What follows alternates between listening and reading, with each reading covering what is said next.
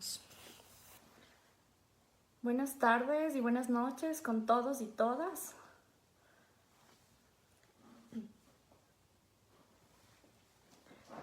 Querida Griselda, siempre puntual, ¿cómo están? ¿Cómo están? Bienvenidas y bienvenidos.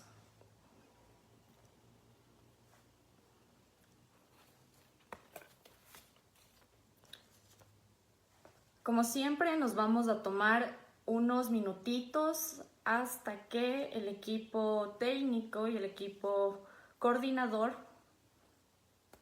realice algunas actividades necesarias para el desarrollo de este curso.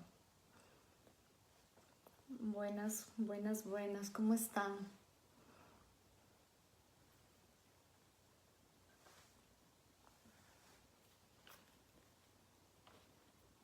Y como siempre también aprovechando estos ligeros minutos para leer desde dónde se conectan.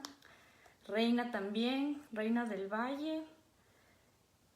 Vemos cómo todas las tardes no ha faltado a ninguna sesión, así como muchos compañeros. He estado revisando los comentarios de cada uno de ustedes y esperemos que el día de hoy nos alcance el tiempo para solventar algunas dudas que quedaron pendientes, así como he podido identificar ciertas inquietudes comunes que se vienen repitiendo. Griselda Romero, un poco cansada, dice, sí, todos estamos cansados después de las jornadas de estudio y las jornadas del teletrabajo.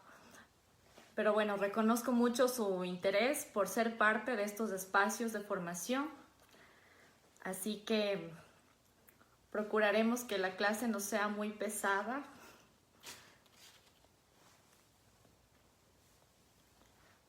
Saludos a Bolivia, a México, a la gente de Ibarra, de la provincia de Imbabura, Guatemala, a nuestra querida Loja también.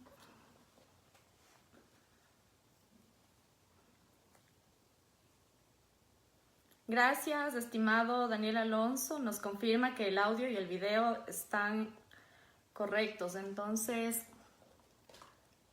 veamos unos 3 minutos más para formalmente dar por iniciada la sesión de hoy.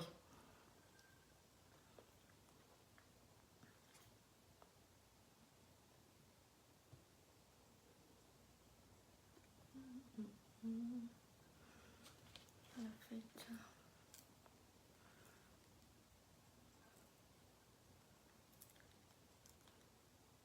Saludos a Colombia también, a El Salvador, Riobamba, a Ecuador, Durán también se conecta. Muchas gracias por sumarse a estos procesos de formación colectiva.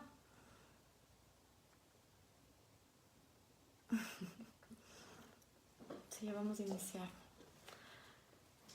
Bueno, creo que ya es momento de iniciar el tema.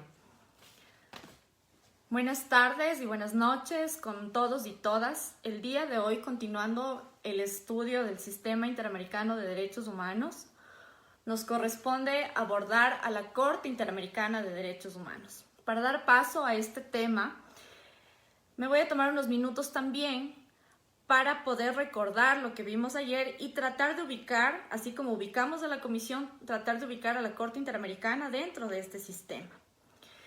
La Corte Interamericana, a diferencia de la comisión que revisamos ayer, tiene una naturaleza judicial. Es un órgano autónomo, ¿ya? Y es parte de los 3 tribunales regionales de protección de los derechos humanos. Como vimos el día primero, el día lunes, al lado de la Corte Europea de Derechos Humanos y junto a la Corte Africana de Derechos Humanos y de los Pueblos, es uno de estos 3 tribunales regionales de protección de derechos. ¿Ya? El día de ayer decíamos que la Comisión es todo parte de la Organización de Estados Americanos y en la Organización de Estados Americanos se inserta la Comisión, entre otros órganos y otras instituciones propias de la OEA. Y parte de la OEA, pero con carácter autónomo también, aparece la Corte Interamericana de Derechos Humanos. Por un lado, la Comisión, habíamos dicho que aparece a partir de la Carta de la OEA en 1948 y conforme el paso de los años, sus facultades y atribuciones se ven evolucionadas y potencializadas. En el caso de la Corte, en cambio, nace con la Convención Americana de Derechos Humanos.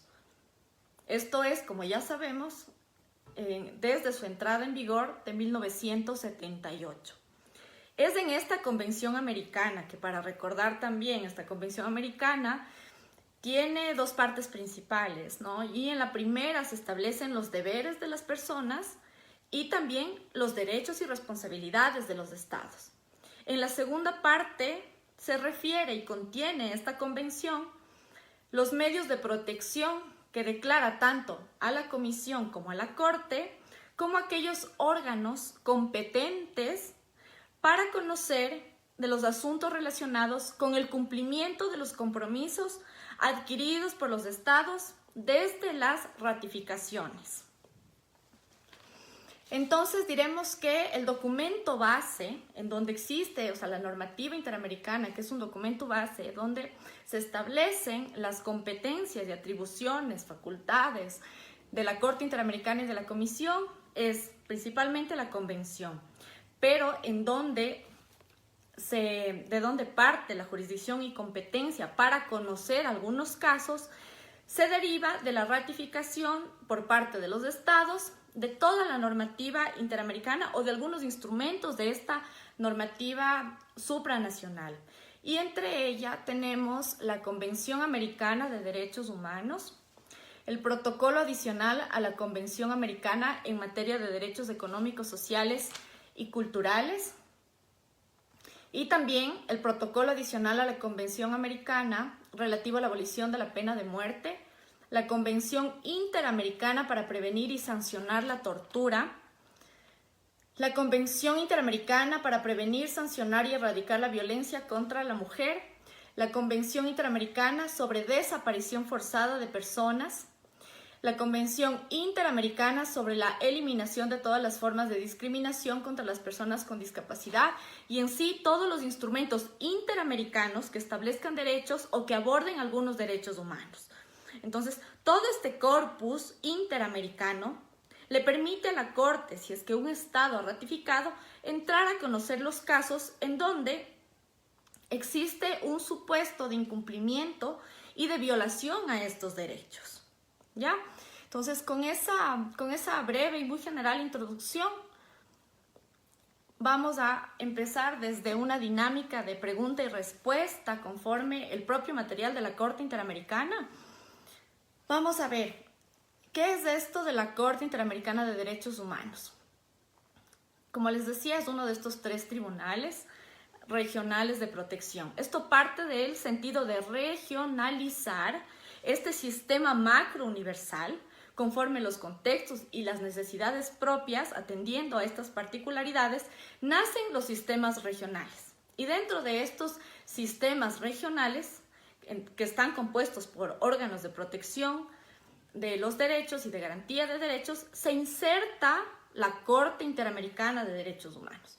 Es una institución judicial autónoma cuyo objetivo principal es aplicar e interpretar la Convención Americana de Derechos Humanos. Es el documento base.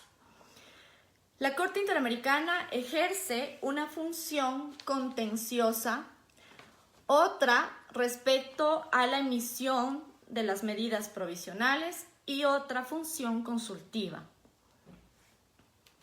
Recordemos que, insisto, la Corte tiene un carácter judicial, es por ello, como veremos más adelante, su procedimiento es muy parecido a los procesos judiciales que conocemos. ¿Ya? En torno a la actividad, todo el proceso escrito también tiene una etapa oral, conforme las audiencias, un intercambio de información, alegatos y demás. Todas las generalidades que establece un proceso judicial. He ahí su carácter. Entonces, tiene 3 funciones. La contenciosa, la función consultiva y también una función de dictar medidas provisionales. Recordemos que la comisión, ayer revisábamos que esta podía dictar medidas cautelares y revisamos algunos ejemplos. Hoy haremos el mismo ejercicio. Parte de la historia de cómo aparece la Corte Interamericana considera algunos problemas que en su principio no le permitían proteger los derechos, garantizarlos o interpretar los instrumentos que la crearon. Por algo muy sencillo, porque se crea este órgano, pero en un principio, a pesar de que era autónomo, a pesar de que su función principal es aplicar e interpretar la convención, porque nace con la Convención Americana, o sea, no es que la Corte Interamericana, a diferencia de la Comisión, tuvo un proceso de evolución, no, nace con funciones específicas y atribuciones específicas a partir de la entrada en vigor de la Convención Americana de Derechos Humanos. Entonces, a pesar de que las reglas del juego estaban ya establecidas, la Corte no podía desarrollar lo que tenía que hacer porque lastimosamente los estados, porque este fue un problema de consolidación, ¿no? Porque pocos estados aceptaban la competencia de esta Corte. Entonces, obviamente, si los estados no se sujetan a la competencia de este órgano, la Corte no tiene cómo intervenir, ¿ya? Y esa limitación se consideraba un problema en su consolidación. Estamos hablando a inicios de 1978 y 1969.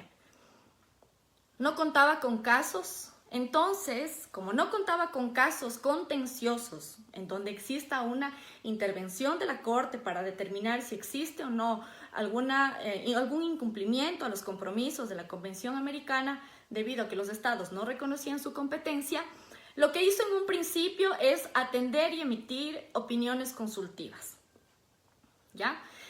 Y también otro de los problemas al momento en el que se consolidó es que no contaba con instalaciones adecuadas y personal suficiente.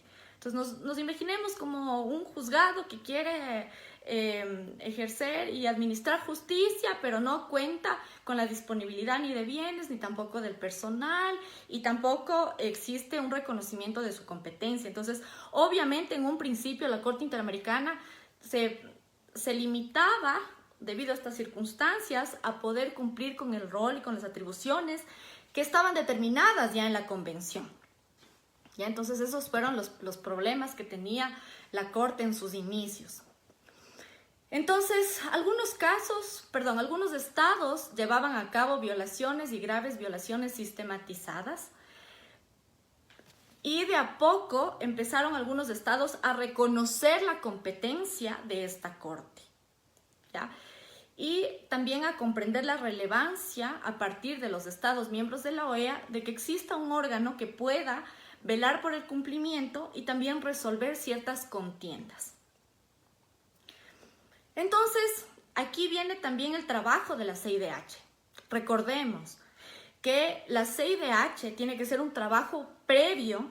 Sin este trabajo previo, el caso no llega a conocimiento de la Corte, porque quienes pueden acudir a la Corte Interamericana no es como en la comisión, que es un grupo de personas, los peticionarios o las víctimas o beneficiarios o solicitantes. No, eso en la comisión. En la Corte tienen que acudir los estados y también a partir de la puesta en conocimiento de la comisión.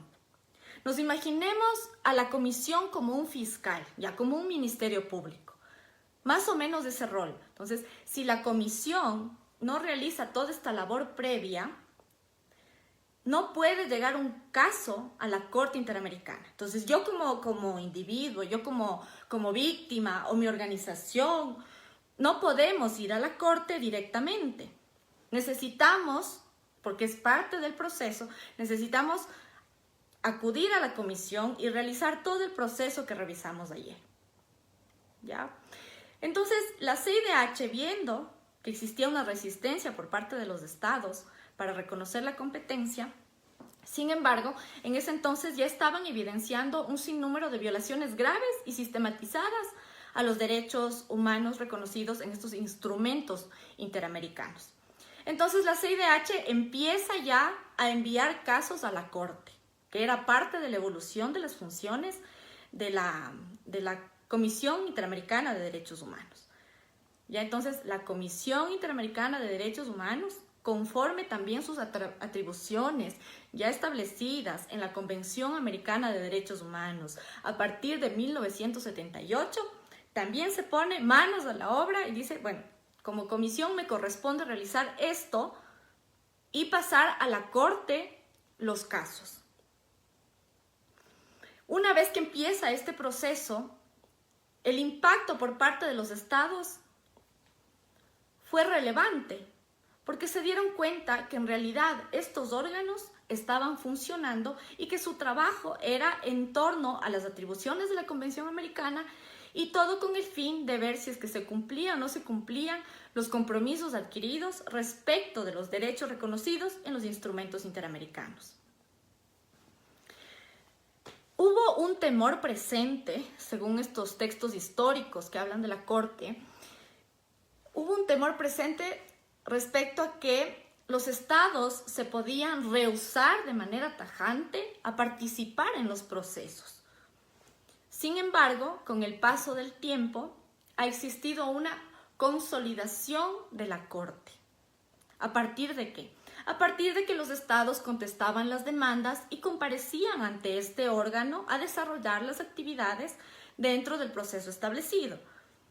Entonces veamos la diferencia. En un principio había este desconocimiento, no reconocían la competencia de la Corte y por ende no asistían a este órgano. Pero ya después interviene la CIDH, empiezan los estados a responder a los pedidos de la Corte, a los pedidos de la Comisión y luego a los pedidos de la Corte, y ya empieza un proceso de consolidación de esta institución. Y lo siguiente también fue que los estados empiezan a ratificar la competencia de esta Corte. Entonces, esto fue un efecto de bola de nieve, que fue creciendo en favor del reconocimiento de la competencia de esta Corte Interamericana de Derechos Humanos, y así también esto aportó a su consolidación. Si uno de los problemas era que no existían las instalaciones o el personal suficiente, parte de este proceso de consolidación se dio ya que se proveyó a la Corte de instalaciones adecuadas y suficiente personal. ¿Por qué es esto trascendente? ¿Por qué la disponibilidad material es trascendente para el cumplimiento de los deberes de esta Corte?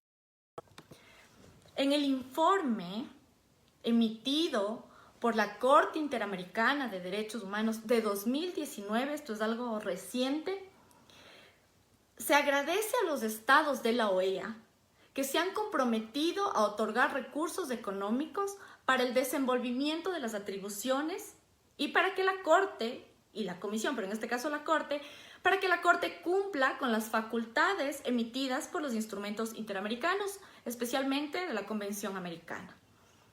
Entonces se requiere de todo el compromiso serio de los estados que forman parte de la OEA para poder sostener económicamente a esta institución.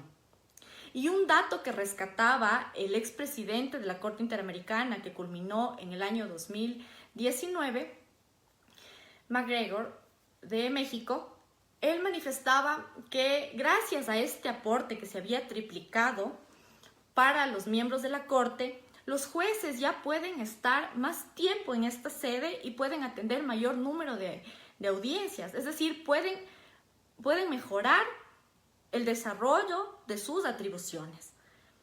Esto es algo muy relevante porque si pensamos todo lo que sucedió con la Corte Interamericana, es la misma problemática con nuestras unidades judiciales o con nuestro sistema judicial. Porque si no existen las condiciones materiales, esto también es un impedimento y limita el ejercicio de derechos, en este caso de acceso, por ejemplo, acceso a la justicia, tutela judicial efectiva y todo lo que se derive de aquello. Y es relevante, entonces veamos nosotros también en comparativa que no es suficiente con que exista el documento declarativo. A nivel de la OEA se necesita el compromiso serio de los presidentes de los estados y a nivel ya territorial, para tomar conciencia de que estas cosas son importantes, a nivel territorial requerimos que el Estado cuente con los recursos y que pueda fortalecer al sistema judicial o al sistema educativo, al sistema de salud.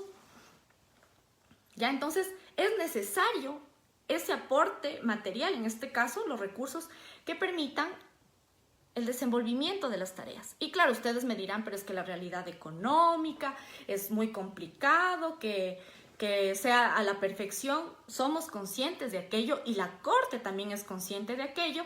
Tal es así que ha establecido estándares respecto a la progresividad y no regresividad de los derechos, y también un criterio muy interesante respecto a los derechos económicos, sociales y culturales.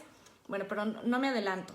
La idea es que todos estos criterios respecto al ejercicio de derechos frente a la variable recursos económicos de los estados también lo ha pensado la Corte, porque sería también muy burdo decir que aunque no tenga recursos el Estado tiene que hacerlo. No es así tan fácil, pero la Corte ya ha pensado en estándares para aquello. Entonces, hablemos sobre la composición de la Corte, porque creo que sí son datos sencillos, pero hay que conocer también a las instituciones.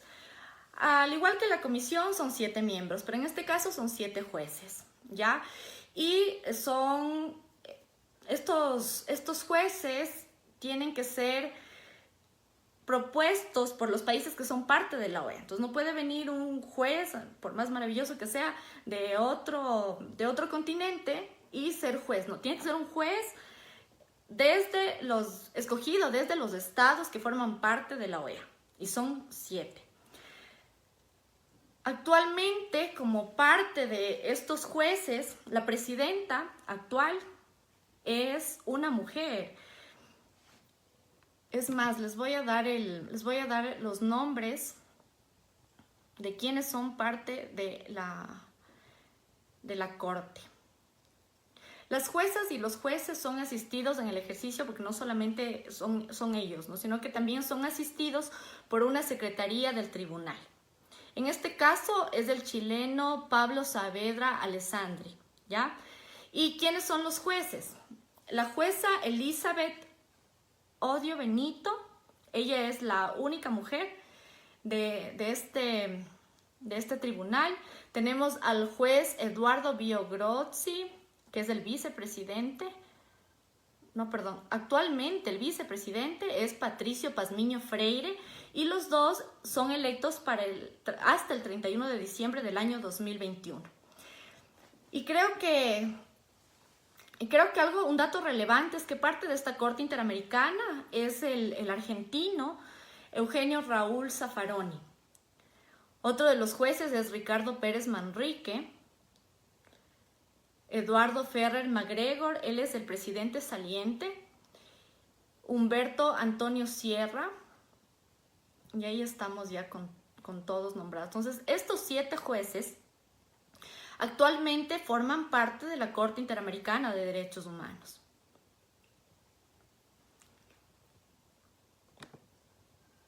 ¿En dónde se encuentra? Decíamos que la comisión se encuentra en Washington.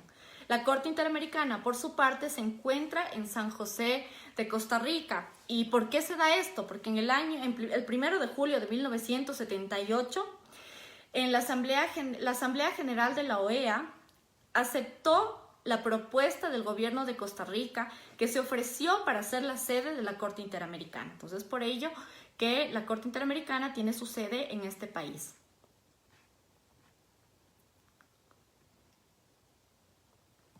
Así como ayer hablábamos que la comisión tiene su estatuto, su reglamento, y también se basa en lo que dice la Convención Americana.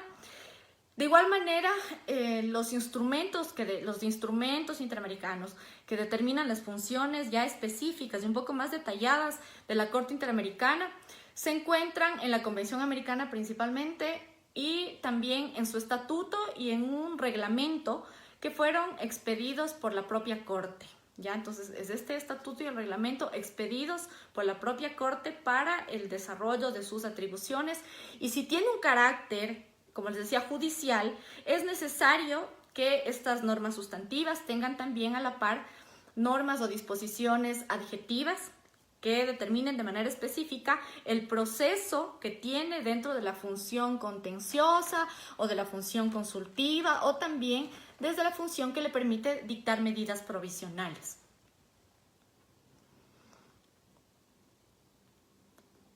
Entonces, los jueces son 7 jueces nacionales de los estados miembros de la OEA.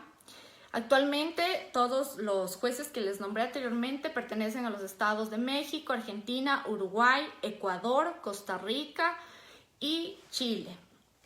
Entonces, como ven, es una pluralidad, es una presencia material de algunos estados.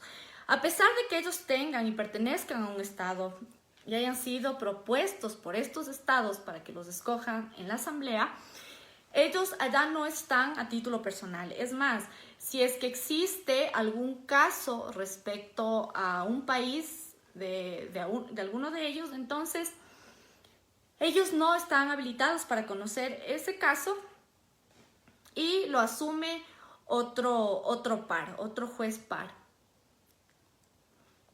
Decíamos que existe un órgano también adjunto a la Corte Interamericana que le permite desarrollar sus funciones, y esta es la Secretaría de la Corte.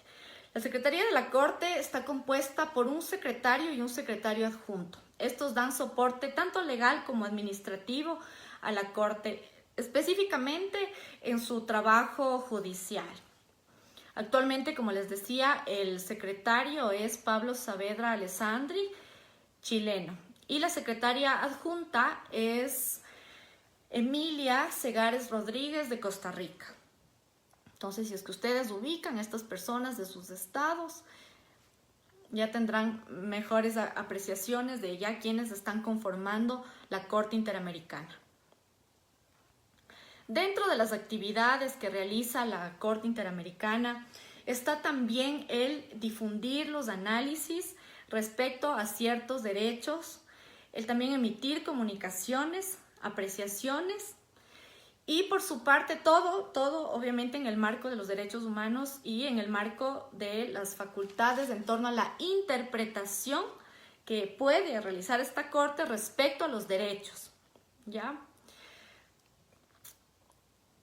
Sí, a ver, el compañero José Cortés me indica que Humberto Sierra Portó ya no es juez. Este documento y de los nombres que les decía de los jueces, para que ustedes también puedan confirmarlo en sus estados, esto es información del informe emitido por la Corte Interamericana en el informe de actividades del año 2019, que salió hace un mes más o menos. Entonces ahí están todos quienes son los jueces de la Corte Interamericana. Parte de estas funciones relevantes que realiza la Corte es tratar de acercar esta actividad de interpretación, de control, de ver si cumplen o no cumplen los estados, de desarrollo de estándares de garantía y protección de los derechos. Es también, como les decía, acercar todo este compendio a quienes son los sujetos de derecho, o también a quienes están sujetos a este sistema y en sí sujetos a la Corte Interamericana. Parte de ello es el programa de pasantías y visitas profesionales. Entonces, esto no tiene nada que ver con la función judicial, pero también es parte del rol que tiene la Corte Interamericana de poder acercar o de otorgar una oportunidad de realizar una práctica de estas personas que califican para ser pasantes y pueden realizar, como les decía, una práctica ya en el sistema interamericano.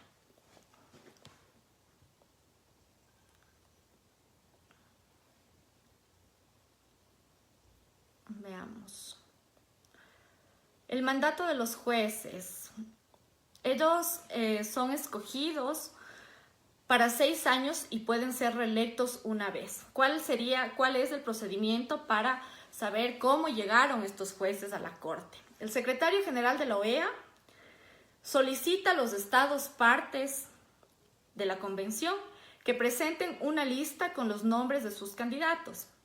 Estos candidatos a jueces de la Corte tienen que pertenecer a los estados miembros de la OEA. Cada estado parte puede proponer hasta 3 candidatos nacionales de este estado. Los jueces, según lo que nos indica la propia Corte, los jueces son elegidos a título personal por los estados partes en votación secreta y por mayoría absoluta de votos durante la Asamblea General de la OEA. Claro, existen muchos cuestionamientos. A nivel de Ecuador hubo un cuestionamiento un poco relevante respecto al juez que está actualmente, y es parte de, ¿no? Es parte de. Entonces, muchos dicen que esto puede ser un carácter más político y el tema de compromisos y demás, pero ya la Corte en su conjunto, conforme la trascendencia histórica que ha tenido en el desarrollo y garantía de los derechos, juega un papel en conjunto muy importante.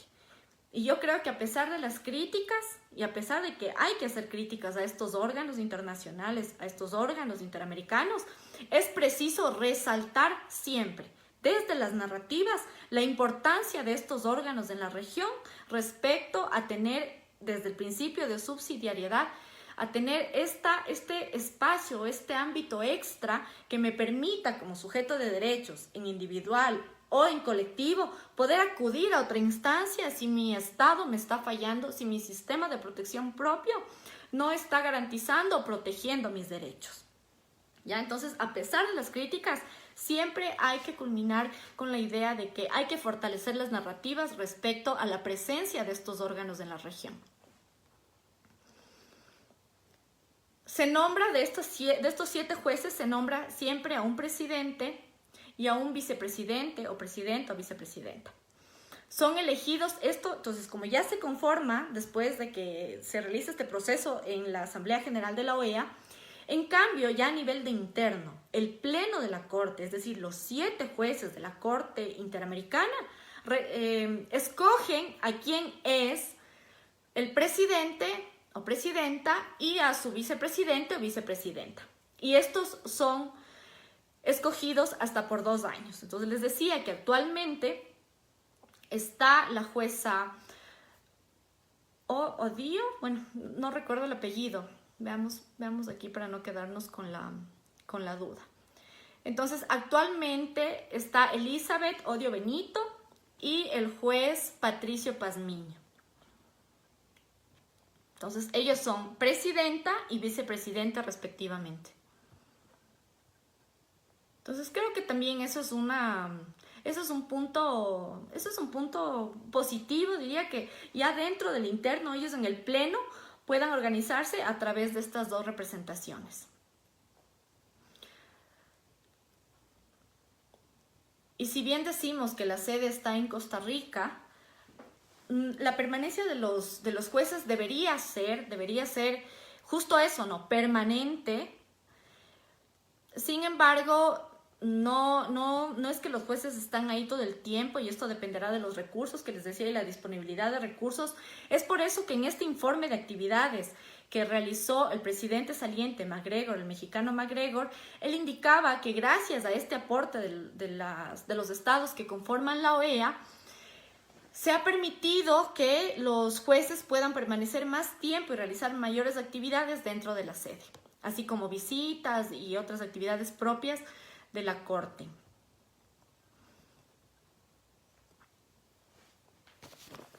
Preguntaban por ahí respecto a si exactamente, a ver, aquí nos preguntan también respecto al quórum. Son 7 jueces y el quórum responde a 5 personas. Con 5 personas se da paso a las actividades. Y ya en las decisiones judiciales cada uno podrá presentar lo que conocemos como votos salvados, concurrentes y lo que fuere. A ver, nos preguntan respecto al doctor Zaffaroni.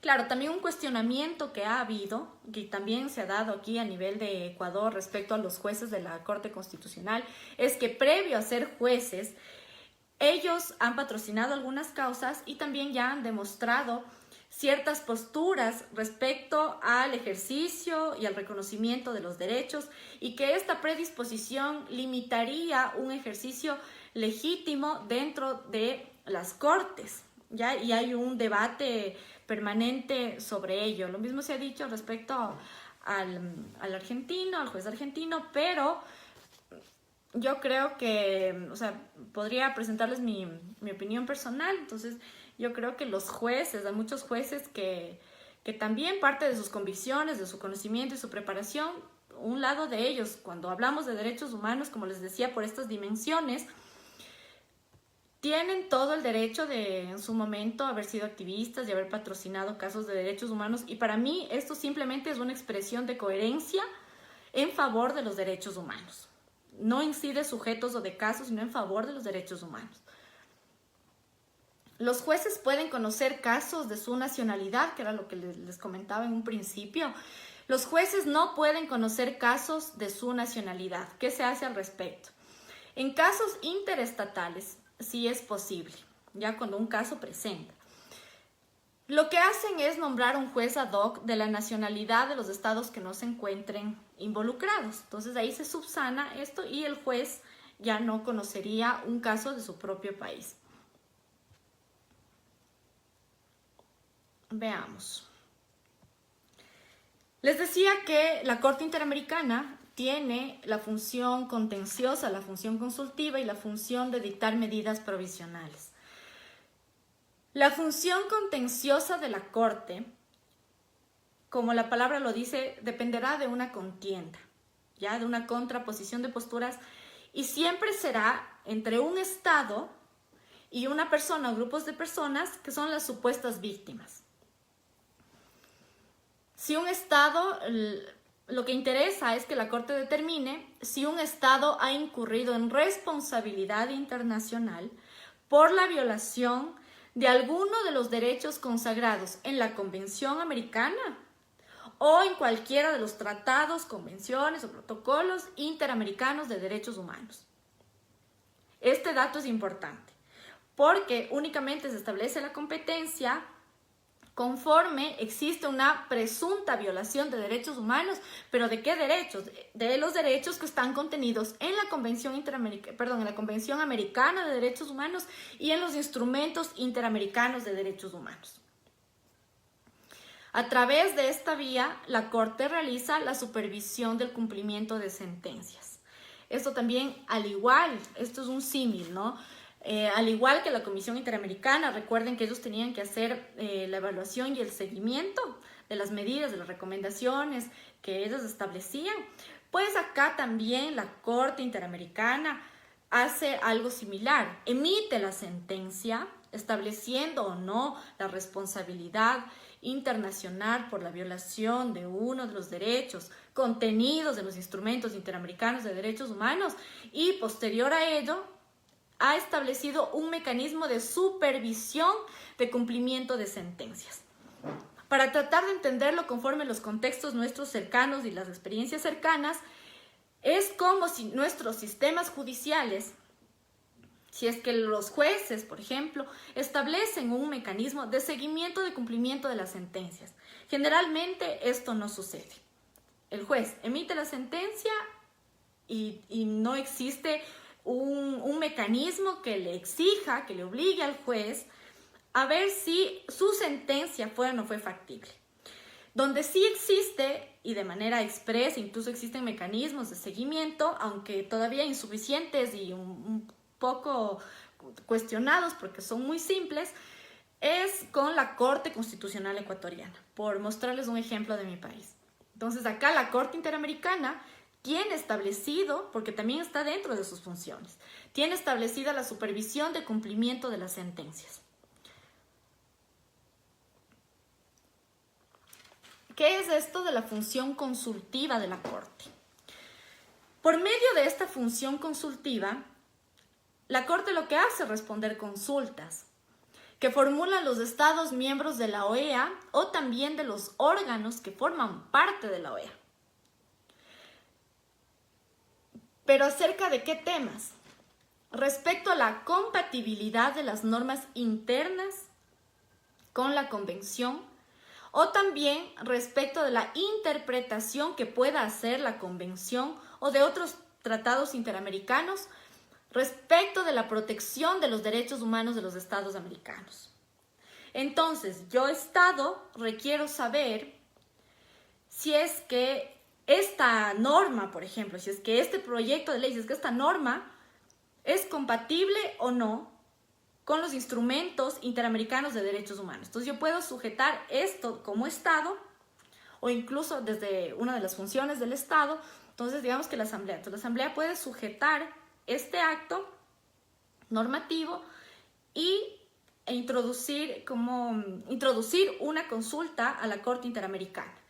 Y con esto nos evitaríamos que después exista todo un proceso de determinación de que esa ley o esa disposición o esa política, lo que fuere, llega a recaer o contradecir el ejercicio de derechos en un Estado. Entonces, se pueden establecer consultas respecto a eso, ¿no? A la compatibilidad de las normas internas con la Convención y también a la interpretación de la Convención o de otros tratados concernientes a la protección de los derechos humanos en el Estado americano, conforme a algunos actos que establezca o que requiera considerar el Estado.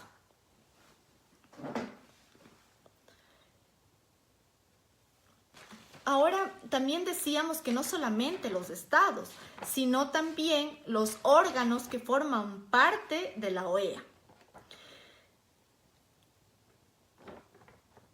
Y tampoco cualquier estado, tienen que ser los estados que pueden realizar consultas a la Corte, son aquellos que forman parte de la Organización de Estados Americanos. ¿Qué es lo que permite? ¿Qué es lo que se permite a través de estas consultas? Recordemos que la Corte es el órgano legitimado para interpretar la Convención, ya para desarrollar y otorgarle sentido a la Convención, así como a los instrumentos interamericanos de derechos humanos. Y está la relevancia, yo les traje un ejemplo, está la relevancia de las opiniones consultivas emitidas por la Corte Interamericana, que si estas son bien entendidas y son adoptadas por los estados, estas pueden incidir en las normas, así como en las políticas públicas de estos estados. Y no únicamente del estado que consulta, sino que esto es vinculante para los demás estados que son parte de la OEA, pero que sobre todo han ratificado y han reconocido la Convención Americana de Derechos Humanos, ¿ya? Y es totalmente vinculante. Eso sucedió, de una vez ya me adelanto a los ejemplos. Esto sucedió, no sé si ustedes han escuchado la opinión consultiva OC-2417, emitida, esta es con relación a los distintos tipos de familia y los ordenamientos jurídicos. Esta opinión consultiva, al menos en el caso de Ecuador, dio paso a la legalización, al reconocimiento del matrimonio igualitario, que a partir de la Constitución era algo exclusivo y se lo había planteado así en la Constitución 2008, aún vigente, como un derecho exclusivo de las personas heterosexuales, en específico hombres y mujeres. Entonces, la opinión consultiva, lo que les dice, lo que terminó diciendo es que reconoce a las personas LGBTI como aquellos grupos históricamente discriminados. Entonces, inicia diciendo eso, a ver, las personas parte de la comunidad LGBTI son parte de un grupo históricamente discriminado, son una minoría y obviamente tienen desventajas que aún expresan un no ejercicio igualitario de derechos, ¿ya? Y así realiza todo un análisis. Veamos acá, les voy a leer la parte específica. Y sobre todo, ¿por qué es vinculante? ¿Por qué diríamos que esta opinión consultiva es vinculante y no puede ser mera referencia para los estados? Y esto parte de la ratificación y reconocimiento de estos instrumentos interamericanos. Entonces, si el instrumento dice que le otorga esa facultad a la Corte Interamericana, y si yo como Estado reconozco ese documento, pues obviamente tengo que sujetarme a los criterios y al desarrollo de estándares. Ahora, algo que se dio en torno a esta opinión consultiva es si es que era o no era compatible con el ordenamiento jurídico interno del Estado, sobre todo con la Constitución, porque nuestra Constitución establecía este derecho de matrimonio solo para hombres y para mujeres, y la opinión consultiva amplía esto y dice que es un carácter expreso de discriminación el no reconocer otros tipos de familia. Entonces, a nivel de Ecuador, esta opinión consultiva da paso a este reconocimiento y un adelanto histórico a los derechos de las personas LGBTI, y basándose en el artículo 11, entre un sinnúmero más de artículos, pero sobre todo teniendo como base el artículo 11 de la Constitución de la República del Ecuador, en donde se anuncian los principios de aplicación de los derechos. Estos son a manera de un pilar fundamental para el desarrollo efectivo y eficaz de los mismos. Entonces, ¿qué decimos? Bajo estas consideraciones, lo que se desarrolló acá en el Estado es que los siguientes principios que les voy a decir ahorita tienen directa relación con los derechos a una familia diversa reconocidos constitucionalmente. Entonces, todo este análisis que realiza la Corte Interamericana para poder ser acogido a partir de eso dentro de nuestro Estado y a partir de la incidencia de la Corte Constitucional, entonces ellos dicen, bueno, esto tiene relación con estos principios que nos permiten desarrollar el ejercicio pleno de los derechos y la garantía plena de estos derechos de estos sujetos que son históricamente discriminados. El principio de igualdad y no discriminación. Conforme a aquello, las familias tienen que ser tratadas de forma igual y sin ningún tipo de discriminación.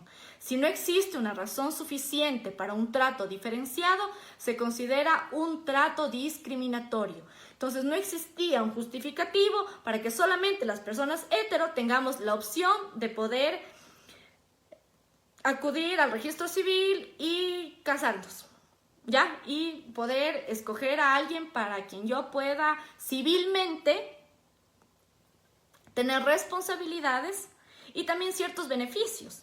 ¿Y por qué ciertos beneficios? Porque ya si nos ponemos a analizar el acceso a, por ejemplo, a préstamos o entre otras cosas, otros derechos sociales, claro, si es que esta persona está casada, entonces tiene otras seguridades y otra forma de ejercer los derechos, ciertas garantías, el tema de la herencia, entre otras. Y si una persona LGBTI no tenía esta posibilidad, podía vivir toda su vida con su pareja, que sin embargo el Estado no reconoció esta relación, y esta persona que se quedaba viudo o viuda, pues no podía, como no había una relación que le ligue a él o a ella, entonces no podía gozar de algunos derechos derivados, como en este ejemplo el tema de la herencia. Entonces, mientras no exista, porque eso dice la Corte, mientras no exista una justificación de ese trato diferenciado, este trato diferenciado se convierte en un trato discriminatorio. Aplicación y justiciabilidad directa de los derechos. No se puede alegar falta de normativa inferior para el desarrollo de los derechos en cuanto al reconocimiento de la familia diversa. Si el Estado ecuatoriano no reconocía este derecho y solamente se entendía que era exclusivo de parejas heterosexuales, eso significaba que toda la normativa secundaria iba a responder a lo que decía la Constitución. ¿Ya? Pero recordemos que en este caso ya le dice a la institución, al registro civil, ya se le dice, usted no puede negar este derecho a las personas LGBTI por la igualdad y por lo que fuere. Y el registro civil, en resistencia, siendo parte del Estado, entonces continúa indicando que sus reglamentos no le permiten. Entonces, es lo que yo les decía al inicio de la semana. Es como reglamentos o resoluciones que a nivel jerárquico se encuentran a esta altura, como estos reglamentos limitan derechos constitucionales y derechos que tienen categoría de derechos humanos. ¿Ya? Entonces, esta maravilla que tenemos de cada derechos humanos se vienen limitando a partir de las normativas secundarias. y no es un pretexto de que no exista el reconocimiento a nivel de las normativas secundarias o las resoluciones o el acto que fuere emitido por órgano o autoridad competente. Ya lo que se requiere acá es que exista un reconocimiento de la igualdad en todos los espacios.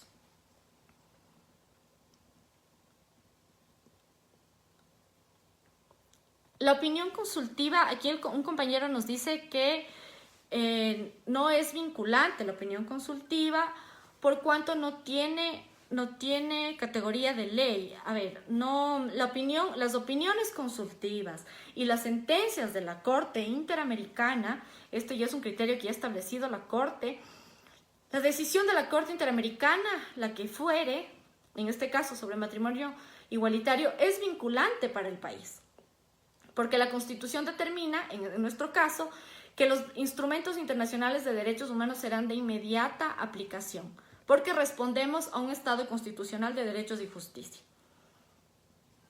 Ya, pero desde el sentido de competencia y de reconocimiento de esta competencia a través de los estados, lo que sucede es que se someten a la competencia de los órganos y por ende a lo que desarrollen estos órganos. Vamos a ver acá. Y otro de los principios también que permitieron sostener este adelanto en el ejercicio de los derechos de las personas LGBTI es la progresividad y no regresividad de los derechos. Derechos nunca antes reconocidos han marcado hitos en la sociedad ecuatoriana, como los derechos de la naturaleza, el derecho a la resistencia y derecho de las familias diversas. Entonces, partimos también de este criterio y aparte de los estándares de la Corte Interamericana respecto a la progresividad de los derechos. Entonces, no basta con una adecuación de estas normativas supranacionales en esta normativa interna, Constitución, leyes orgánicas, leyes ordinarias. No basta con que exista este reflejo material, formal, de los derechos humanos reconocidos en la región, en nuestros instrumentos internos, en cada estado. Lo que se requiere es que estos derechos también sean desarrollados. Y claro, para el desarrollo de estos derechos se requiere un sinnúmero de mecanismos al interno de los estados y ya dependerá de los modelos de estado, de cómo funciona la Corte Constitucional o los tribunales constitucionales y toda esta dinámica que facilite o que complejice el desarrollo de los derechos. Lo ideal sería que conforme avanzan los criterios y los estándares, conforme se elevan estos estándares de derechos humanos, la acción del Estado por parte de la facultad normativa, del Poder Judicial, de los actos de gestión pública a través del Ejecutivo, también vayan alineándose a esta exigencia, a este desarrollo de la Corte Interamericana. Eso sería lo ideal, pero por lo menos el carácter progresivo. Pues lastimosamente vemos en realidades como la ecuatoriana, como actualmente existe una regresión de derechos descarada. Derechos laborales, derecho a la educación, derecho a la salud. Y claro, la Corte Interamericana también ha pensado en cómo responden los estados a ciertas situaciones de crisis económica o también de crisis sanitaria, como la que estamos atravesando. Entonces, no existe un diálogo, lastimosamente, no existe un diálogo entre el desarrollo de la Corte Interamericana y de los estándares y lo que realizan los estados. Entonces, este no diálogo, este no avance progresivo conjunto, a lo que nos enfrenta como sujetos de derechos es a una situación de no sabemos qué hacer si es que en nuestro estado nos vulneran los derechos. Entonces ya agotamos, entonces ¿qué hacemos? Y ahí, por principio de subsidiariedad, aparece el sistema interamericano para que nosotros podamos reclamar y podamos denunciar y demandar al Estado por las regresiones de derechos, por las vulneraciones de derechos. Pero ya que siempre hablamos de estándares y que el estándar de la Corte y el desarrollo de estándares de la Corte, me permito ahorita decir que es un estándar. El estándar es un criterio o valor para considerar aceptable o no, garantista o no, el ejercicio de los derechos y el cumplimiento de las normas que rigen los derechos humanos. Entonces son parámetros que desarrolla, en este caso, la Corte Interamericana desde sus competencias sobre el alcance y contenido mínimo de los derechos. Y está la relevancia que si nosotros buscamos una sentencia en cualquiera de los cuadernillos que elabora la Corte Interamericana y vemos cómo el derecho a la educación no es solo acceder a una escuela, sino que se requiere de un sinnúmero de elementos que lo configuran como un derecho a la educación ejercido de óptima manera. Entonces ya no habla la Corte Interamericana solamente de la vida, sino también de la vida digna. Entonces ya no hablamos solo de la progresividad, sino también de la no regresividad de los derechos. Entonces ya no hablamos de una obligatoriedad del Estado respecto a esta idea de consecución progresiva de los derechos económicos, sociales y culturales. Porque todos los estados, conforme a esta línea, van a decir es que no tengo los recursos. Y resulta que cuando la Corte interviene, no es que no tiene los recursos. Tiene los recursos limitados, pero eso significa que están mal direccionados. Entonces es como en el caso de Ecuador, se llama la atención que decimos que no tenemos dinero, y es verdad, sí estamos enfrentando una posible crisis provocada por este gobierno, pero este no es un criterio para que se limite, se restrinja, se vulnere el derecho a la educación. Entonces yo resto el dinero, la disponibilidad de recursos a educación, mientras fortalezco la policía y las Fuerzas Armadas. Entonces, eso critica la Corte. Entonces, la Corte dice que tiene que utilizar sus recursos hasta el máximo posible. ¿Ya? Tiene que utilizar sus recursos hasta el máximo posible, no hasta el mínimo. Y eso es lo que tiene también que demostrar la Corte Interamericana. Y les traje un caso justamente para revisar ese estándar. Entonces, bueno, para concluir, la opinión consultiva, esta función consultiva que tiene la Corte, puede presentarla los estados miembros de la OEA o también los órganos que forman parte de la OEA. Veamos, ¿sobre qué? Respecto a la compatibilidad de las normas internas y los instrumentos del sistema interamericano.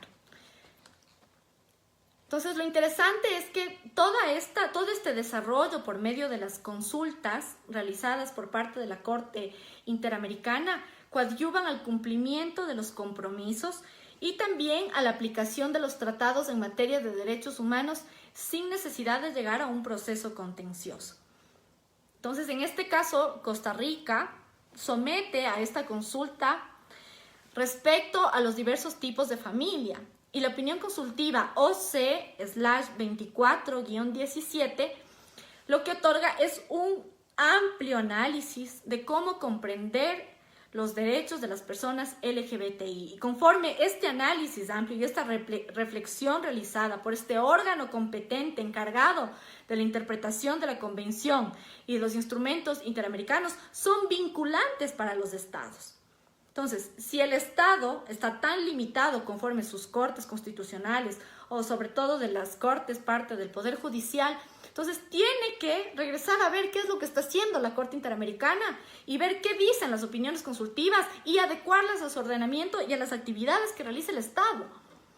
Pero lastimosamente eso no se realiza y eso es lo que hay que criticar y hay que exigir a través de la exigibilidad social de los derechos.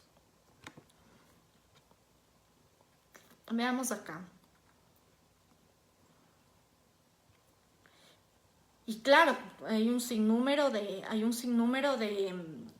narrativas y de discursos cuando existen estos adelantos a nivel de los derechos humanos, cuando topan ciertos temas que frente a la opinión pública la gente toma posturas muy rígidas, no hay flexibilidad en el análisis y lo peor de todo es que los estados tampoco generan espacios de discusión y de formación en derechos humanos. Entonces, los derechos humanos van a ser siempre utilitarios y van a sonar hermoso en los discursos de los políticos, hermoso en las cátedras de algunas escuelas de derecho, pero no existe un proceso de concientización y de adecuarlos a la cotidianidad. Que sepamos que los derechos humanos son eso, están en el cotidiano. Y eso sí es una responsabilidad de los estados.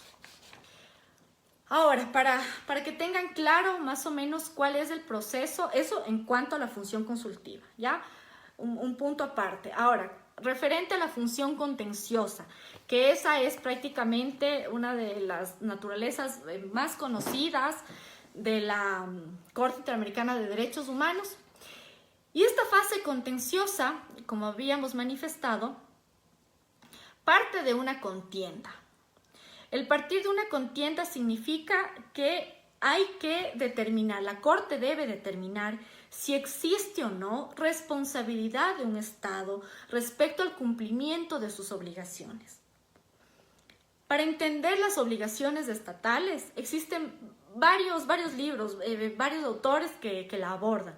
Yo sugiero revisar a Tara Melish y a Miguel Carbonell. Miguel Carbonell siempre es como un poco más amigable, más dinámico para explicar.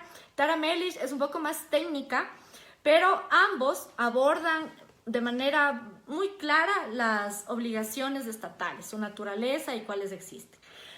Pero las obligaciones estatales respecto a los derechos humanos de los estados son de naturaleza negativa y son de naturaleza positiva. La palabra clave en cada una de estas es, en la negativa es abstenerse y en la positiva es accionar, es hacer. Y respecto a esto, la Corte Interamericana le dice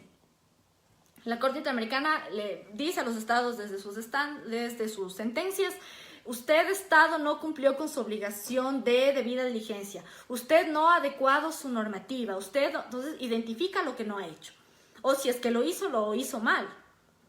Y es así como establece las responsabilidades, conforme también el tratamiento de las vulneraciones de derechos,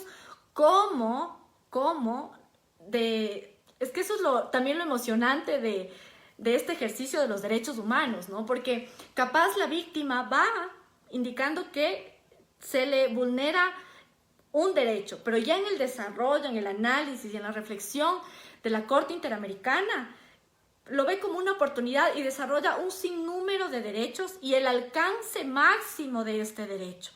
Y nos otorga así un sinnúmero de reflexiones, y parte de los productos de estas reflexiones derivadas de las sentencias de la Corte Interamericana, la Corte también realiza compendios denominados cuadernillos, en donde compila, junta absolutamente todas las reflexiones respecto a un derecho. El día de ayer salió el último cuadernillo respecto al derecho a la salud. Y claro, o sea, es maravilloso entender también el derecho a la salud desde muchas perspectivas, desde muchos actores, desde muchos sujetos, y cómo se debe ejercer realmente el derecho a la salud. Les invito a revisar los cuadernillos emitidos por la Corte Interamericana de Derechos Humanos. Estos se encuentran, eso es lo bueno también de la Corte Interamericana, que facilita el acceso al material.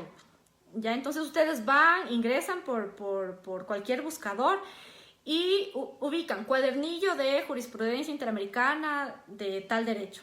Ya, y les aparece. Y es maravilloso ver este ejercicio de desarrollo de los derechos ya materializado y que es un referente vinculante para los estados. Entonces, continuemos. Esta fase contenciosa es muy similar a un proceso judicial tal cual nosotros podemos asemejarlo. Inicia con un escrito inicial, luego va a una fase oral o de audiencia pública, luego existe una etapa escrita de alegatos y observaciones finales de las partes y también de la comisión. Me detengo aquí. Es importante que tomemos en cuenta que la comisión, yo les decía, vamos a asemejar la comisión dentro de estos procesos, dentro del ejercicio de esta función contenciosa de la Corte, vamos a asemejarlo a un fiscal. Entonces, la comisión se vuelve parte de este proceso y actúa dentro de este proceso. Y por obvias razones, al estar presente, tiene también que cumplir con algunas diligencias u otorgar información a la Corte Interamericana y también, qué sé yo, preguntar a las partes el tema de los alegatos, si es suficiente, no suficiente, lo que manifiesta el Estado, entre otras. Se realizan también diligencias probatorias. Existe una etapa de estudio y luego de emisión de las sentencias, luego de este ligero proceso. Entonces, como ustedes ven, inicia esta etapa escrita inicial, luego pasa a una etapa oral de audiencia pública, luego se vuelve a una etapa escrita de alegatos y observaciones finales de las partes. También se incluye aquí a la Comisión Interamericana, o sea, la comisión está en todo, pero también tiene la opción de presentar observaciones. Luego vienen las diligencias probatorias y luego la etapa de estudio y emisión de las sentencias. Después de que se emite la sentencia, también existe la opción de presentar solicitudes de interpretación y rectificación. Esto lo asimilemos como un recurso horizontal de aclaración de una sentencia. Entonces, es inapelable la sentencia de la Corte Interamericana, es definitiva, ¿ya? Pero se puede solicitar se llama solicitud de interpretación o posible rectificación. Esta solicitud de interpretación es únicamente para esclarecer el contenido y el alcance de la sentencia. Entonces, les decía, lo asimilemos como un recurso horizontal de aclaración. Y finalmente, el seguimiento y cumplimiento de la sentencia. Esta mirada flash al proceso de la Corte Interamericana dura alrededor, el último promedio que sacó justamente en este informe de actividades de la Corte Interamericana del 2019, nos menciona que el promedio de duración de un proceso sujeto desde la función contenciosa dura 21.9 meses. Y sí es un logro, porque en 2016 eran 22.2. Claro, la diferencia es mínima, pero por lo menos la Corte Interamericana realiza este ejercicio de determinar cuánto se demora en promedio un proceso. Pero no únicamente para quedarse con el dato, sino para establecer mecanismos que agiliten la forma de conocer, sustanciar, tratar estos casos ya sujetos a la Corte Interamericana. Es algo que lastimosamente, bueno, al menos aquí en Ecuador, no es tan fortalecido. Entonces, y esto también ya parte a la política pública. Si decimos que la Corte Interamericana, después de realizar todas estas etapas y después de sacar un promedio de cuánto se demora tratando y llevando a cabo este caso para determinar la responsabilidad o no de una vulneración de derechos, nos dice que es 21.9 meses. Claro, porque entre la presentación escrita inicial y luego hasta que se dé la audiencia oral es más o menos promedio 2 a 3 meses, ¿ya? Y ellos, como siempre, van un paso más adelante en el ejercicio de derechos, porque bueno, es la Corte. Ellos lo que hacen a partir de estos estudios es ver mecanismos para mejorar la accesibilidad y también el tema de la celeridad en el conocimiento de los casos. Y yo les decía que esto tiene que entenderse también como un símil de política pública. ¿Por qué? Porque a nivel de los poderes judiciales, nos imaginemos a nuestros sistemas judiciales, y obviamente tienen un sinnúmero de causas represadas, pero ¿será que desde los órganos administrativos sacan estos promedios para saber cuántos casos atienden en determinado tiempo? Si es que ellos no identifican la problemática, obviamente no van a poder establecer una política pública o mecanismos, estrategias que permitan disminuir el tiempo de conocimiento de casos. Y no solamente porque sí, o sea, qué lindo en nuestro caso el Consejo de la Judicatura, que es el órgano administrativo, no solo porque el Consejo de la Judicatura puede aportarse muy bueno con nosotros y decir, me interesa saber cómo se ejercen los derechos a partir del Poder Judicial. No, sino que requerimos determinar las falencias para el ejercicio de los derechos. Y todo lo que haga el Estado va a aterrizar al ejercicio o no de un derecho. Y en este caso, de manera admirable y que se debe reconocer y se debe replicar en nuestros estados, es que existan estos estudios de preocupación, diría yo, de cómo está respondiendo la Corte Interamericana al conocimiento de los casos en la región. Después de todo esto, como les indiqué también, existe una supervisión del cumplimiento de las sentencias. Y la supervisión del cumplimiento de las sentencias también es para determinar si el Estado está o no está cumpliendo, si es que es necesario modificar o seguir llamando la atención al Estado para que cumpla, cuáles son los inconvenientes del cumplimiento. Y lo que se ha dado también es que a nivel de los sujetos informan a la Corte Interamericana respecto al cumplimiento o no de una sentencia. Hay que trazar líneas distintivas, diría yo, respecto a los procesos que nosotros podemos entenderlos desde las jurisdicciones propias de nuestros estados, a nivel del poder judicial o desde la justicia constitucional, a diferencia de estos procesos de acá, porque acá no existe, como bien se ha dicho, una facultad coercitiva que le sancione específicamente al Estado.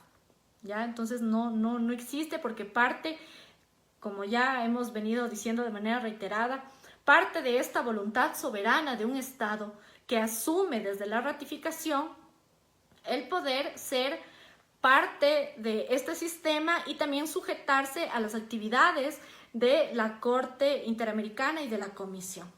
Entonces ya depende mucho también del desarrollo que exista respecto a este respeto, ¿no?, por parte de los Estados.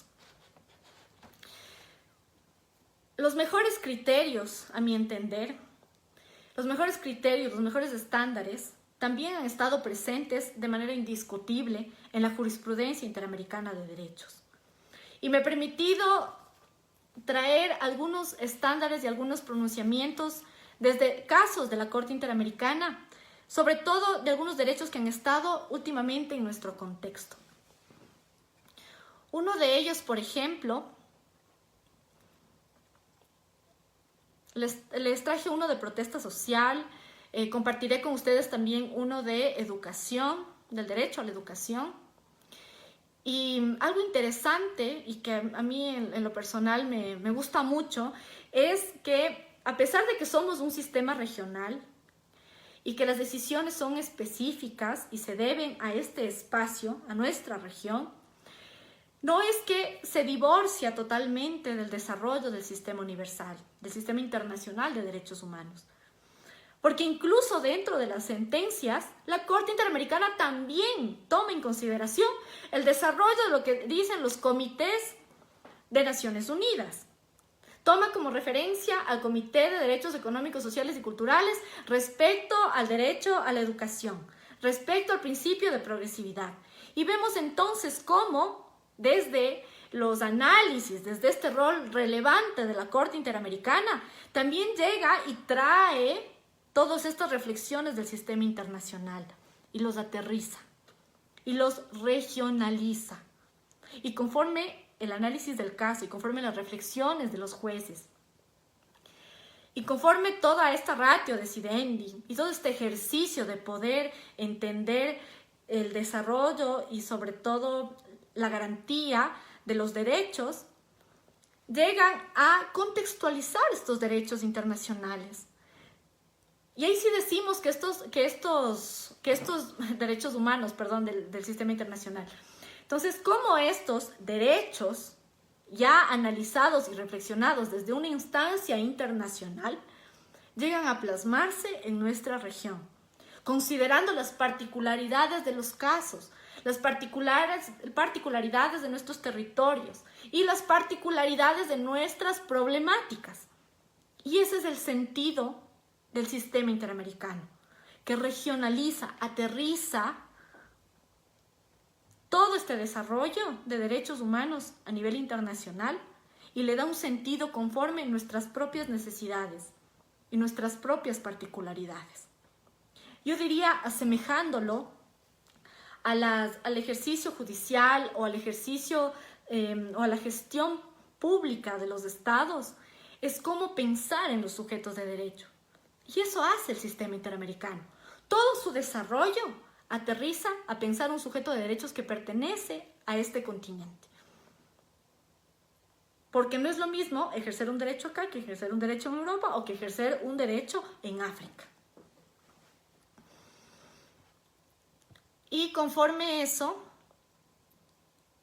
les tengo este caso. Este caso es caso Cuscul-Pivaral versus Guatemala. ¿Ya? Esto es del año de agosto del 2018. Aquí habla de la progresividad, aquí aborda la progresividad y no regresividad de los derechos.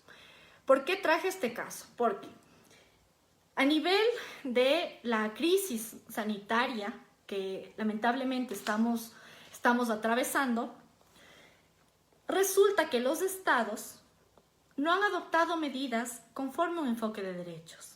Que en otras palabras es, los estados han tomado decisiones dejando de lado nuestros derechos ya reconocidos. Y ha existido un pretexto como denominador común. Y digo pretexto porque no existe racionalidad en un sinnúmero de decisiones tomadas por estos estados.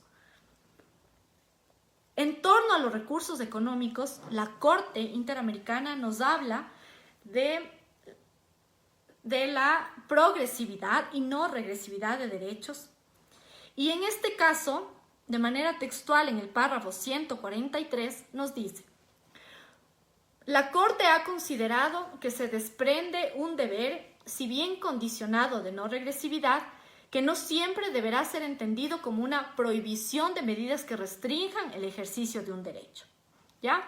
Pero también el tribunal ha retomado, y aquí viene esta combinación con el sistema internacional, también el tribunal ha retomado lo señalado por el Comité de Derechos Económicos, Sociales y Culturales en el sentido que las medidas de carácter deliberadamente regresivo requerirán consideración más cuidadosa y deberán justificarse plenamente por la referencia a la totalidad de los derechos previstos en el Pacto Internacional de Derechos Económicos, Sociales y Culturales y en el contexto del aprovechamiento del máximo de los recursos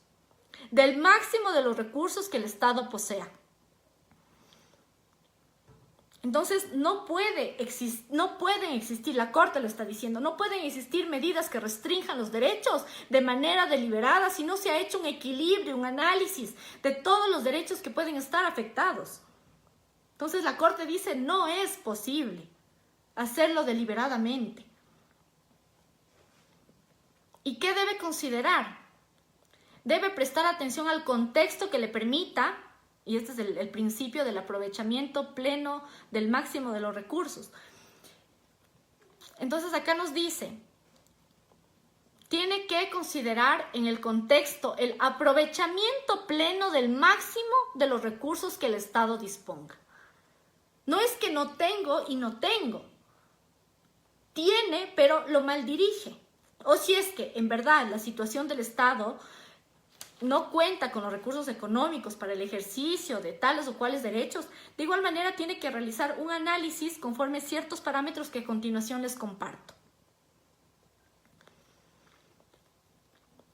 ¿Qué más nos dice? La Comisión Interamericana, como vemos, la Corte también se refiere al desarrollo y a la reflexión que hace la Comisión Interamericana. Y dice, la Comisión Interamericana ha considerado que para evaluar si una medida es regresiva, para evaluar si una medida regresiva es compatible con la Convención Americana, se deberá determinar si se encuentra justificada por razones de suficiente peso. No es como lo que sucedió o lo que ha venido sucediendo lastimosamente en el Estado ecuatoriano. Son medidas de un día para otro y no entendemos de qué análisis, incluso económicos, parten esas decisiones que se traducen en restricciones, en regresiones de derechos conseguidos ya históricamente, derecho a la educación, derecho a la salud, derechos laborales. Entonces no puede el Estado, y eso tiene que quedar claro, no puede el Estado emitir decisiones deliberadas, sino ha realizado un análisis respectivo integral respecto al uso de los recursos. La Corte dice, por todo ello, cabe afirmar que esta faceta del principio de progresividad resulta justificable cuando los derechos económicos, sociales y culturales y también los ambientales se traten dentro de este análisis integral. Ahí podríamos hablar de que si el Estado tomó o no tomó una decisión conforme a este análisis integral. Ya podrán ir midiendo ustedes si las decisiones que se han tomado en sus estados a partir de esta crisis sanitaria han restringido o no han restringido los derechos. Y si es que los estados han realizado un ejercicio integral de análisis para ver si en realidad los recursos con los que tiene no pueden estar a merced de la educación o de la salud. A nivel de Ecuador no se entiende que se afecte el derecho a la educación dentro de un estado de excepción cuando la Constitución dice que salud y educación no pueden ser afectadas. No entendemos y decimos que no tenemos dinero, y eso es lo que dice el gobierno, no tenemos dinero para estos derechos, hacemos recortes, nos vamos en contra de los derechos laborales, del derecho a la salud, y lo que sigue es que apoyamos a las fuerzas de seguridad. Eso no es un análisis. Eso es una mediocridad,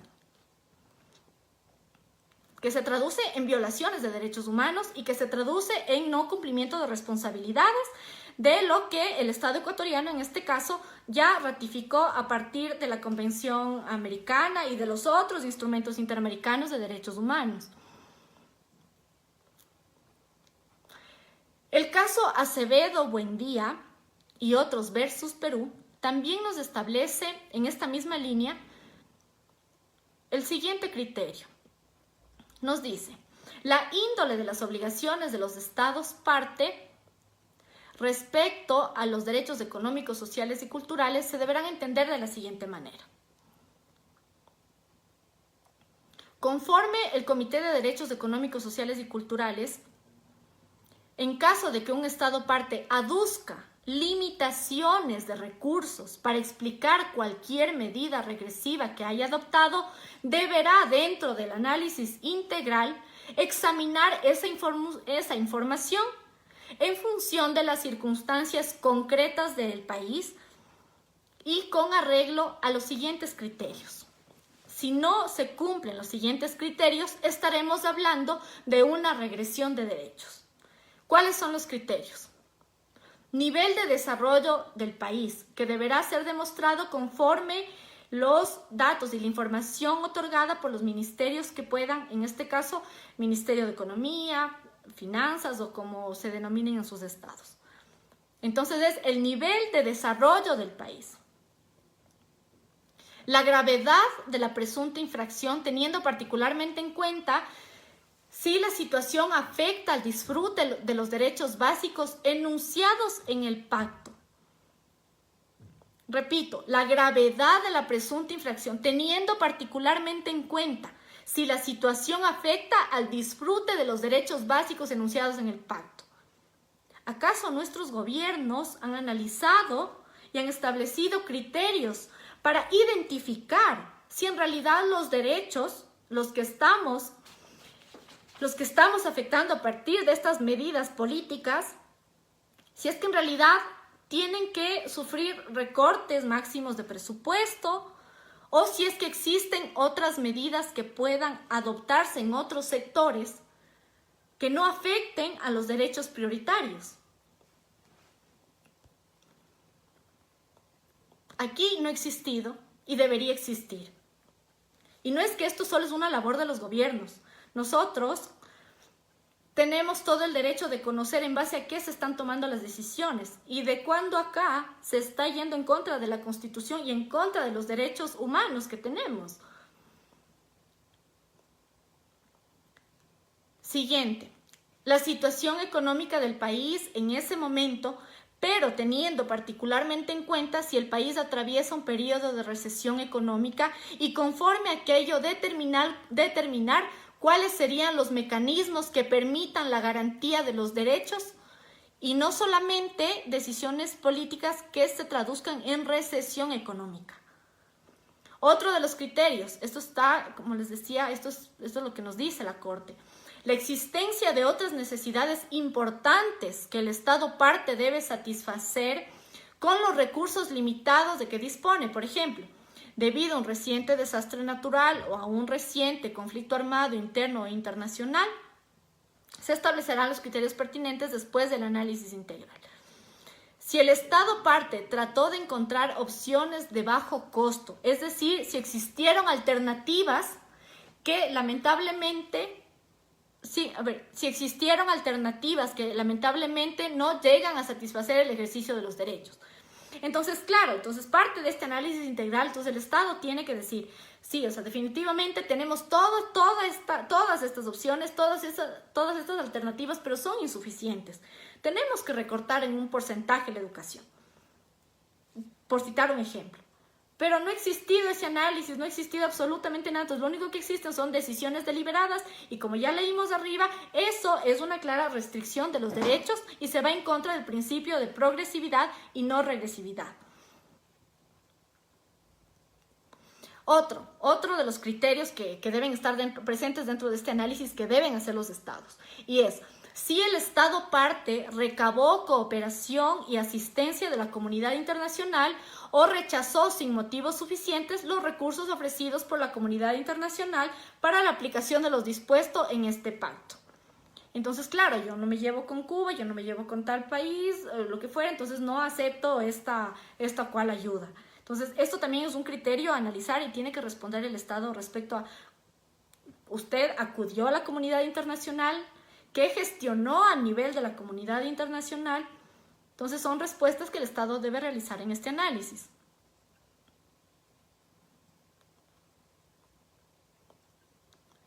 Y tenemos acá la evaluación de la obligación de adoptar medidas, y aquí viene otra vez y aquí reitera la Corte este principio.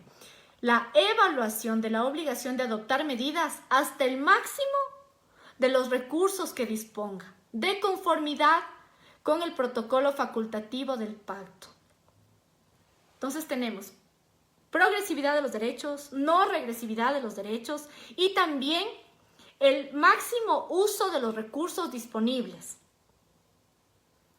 Aquí, y les hablo de esta realidad que estamos atravesando acá en Ecuador, existió el dinero para solventar la crisis sanitaria, 320 millones. Sin embargo, se prefirió pagar a los tenedores de deuda internacionales, conforme todos conocemos el tema del Fondo Monetario Internacional, y Ecuador pagó cuando nosotros estábamos iniciando recién este tema de estábamos recién iniciando la pandemia, ya aquí ya situada y reconocida desde el Estado, porque desde enero venimos nosotros con este problema, pero ya reconocida a partir del Estado. Entonces, sí existieron recursos, en Ecuador sí hubo recursos, pero el Estado deliberadamente dijo, siento mucho, no me importa la salud de los ecuatorianos, a mí lo que me interesa es pagar la deuda, y eso se hizo. Entonces, aquí lo que nos dice la Corte es que debe existir una evaluación de la obligación de adoptar medidas hasta el máximo de los recursos que se disponga. Hasta el máximo de los recursos que se disponga. Todos estos criterios con el fin de que lo último sea la restricción de nuestros derechos. Y esto nos dice la Corte. Otro caso. Decíamos que también la Corte amplía las nociones y el alcance de los derechos. Respecto al derecho a la educación, esto lo pueden revisar en la sentencia González-Llull versus Ecuador. Esta es una sentencia que data a septiembre del 2015. ¿Y qué es lo que nos dice? Nos dice que, y les leo el párrafo, todo este detalle está a partir del párrafo 235 de esta sentencia de la Corte. Y nos dice, El Comité de Derechos Económicos, Sociales y Culturales ha señalado que para garantizar el derecho a la educación debe velarse porque todos los niveles educativos cumplan con las 4 características. Ojo, el Comité de Derechos Económicos, Sociales y Culturales, parte del Sistema Universal de Naciones Unidas, ya dijo, ya en una observación general, una recomendación general, que la educación como un derecho económico, social y cultural debe tener características esenciales e interrelacionadas. En específico son 4 características. Es decir, que el derecho a la educación, para decir que lo ejercemos y que el Estado diga, sí, yo estoy garantizando el derecho a la educación, debe cumplir con 4 características. La primera es la disponibilidad, la segunda es la accesibilidad, la tercera es la aceptabilidad y la cuarta es la adaptabilidad. Entonces, si estas 4 características se cumplen, estamos hablando de un verdadero y real ejercicio del derecho a la educación.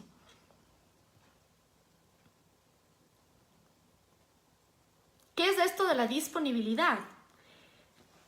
La Corte nos dice, apoyándose en lo que dice el Comité DESC, dice que debe haber instituciones, programas de enseñanza en cantidad suficiente en el ámbito del Estado parte. Las condiciones para que funcionen dependen de numerosos factores, entre otros, el contexto de desarrollo en el que actúan, por ejemplo, las instituciones y los programas probablemente necesiten edificios u otra protección contra otros elementos. Entonces, hablamos ya de la disponibilidad material, entonces ya hablamos ya de las construcciones, de lo que nosotros podemos observar. Pero no solamente eso, no solamente los edificios y en sí lo material de las escuelas, sino que nos dice acá que existan dentro de las instalaciones sanitarias para ambos sexos, que exista agua potable. Parte de la característica de disponibilidad también está los docentes calificados con salarios competitivos. Y aquí me detengo también para indicarles qué es lo que está sucediendo en Ecuador. Lastimosamente, este gobierno ha venido golpeando los derechos constitucionales y nuestros derechos humanos a nivel de educación y salud. Y a nivel de educación vemos si aquí parte de las características que nos dice la Corte, apoyada en el Comité DESC, que nos dice que parte de las características para decir que estamos ejerciendo un derecho a la educación es la disponibilidad, y dentro de esta disponibilidad están los espacios físicos, está el agua potable, también aquí considera docentes calificados con salarios competitivos. Díganme ustedes, compañeros y compañeras, si un docente que es maltratado, un docente que no es bien pagado, a quien no se le reconoce su valía dentro de la sociedad y como sujeto de derechos, los docentes no van a poder ejercer su profesión como la mejor manera, pensada para los sujetos, para las niñas, niños y adolescentes. Entonces, si vemos que el gobierno, aparte de que los docentes tienen una remuneración baja para lo que hacen, resulta, como pasó el día de ayer, que existe una rebaja a su remuneración. No se está afectando únicamente a un derecho laboral de un servidor público. Lo que se está haciendo es afectando al derecho a la educación. Y ya aterrizando al análisis que realiza la Corte Interamericana, no estamos cumpliendo con una de las características que tiene el derecho a la educación conforme estándares internacionales de derechos humanos. Entonces, las realidades que vemos de nuestros estados se traducen en cumplimiento o no cumplimiento de estos estándares internacionales de derechos humanos, en cumplimiento o no cumplimiento por parte de los estados de las responsabilidades a las que ellos asumieron a partir de la ratificación de estos estados. Y es así. Entonces son detalles que lo que nos dice la Corte Interamericana es que ampliemos esta manera de analizar y de ver a los derechos. Y claro, lo que sucede lastimosamente en la discusión de los derechos es que se empiezan a plantear ideologías. Entonces empiezan, es que los gobiernos de derecha esto, es que los gobiernos de izquierda esto, es que los socialistas, todos los gobiernos de una u otra forma han violado los derechos humanos, de una u otra forma no han cumplido con las responsabilidades. Y si es que estamos atendiendo a lo que son los derechos humanos, debemos partir de eso. Por eso les decía, desde la primera clase que tuvimos, que hay que prestar atención a la responsabilidad del Estado, independientemente quien sea. Porque es el Estado quien asumió los compromisos. Y hay que prestar atención a los sujetos. Los sujetos son los mismos independientemente de los cambios de los gobiernos y de las ideologías y de lo que fuere. Los sujetos son los mismos. Y a estos sujetos hay que garantizarles y protegerles los derechos. Entonces no podemos limitarnos, si hablamos de derechos humanos, a ideologías o personajes.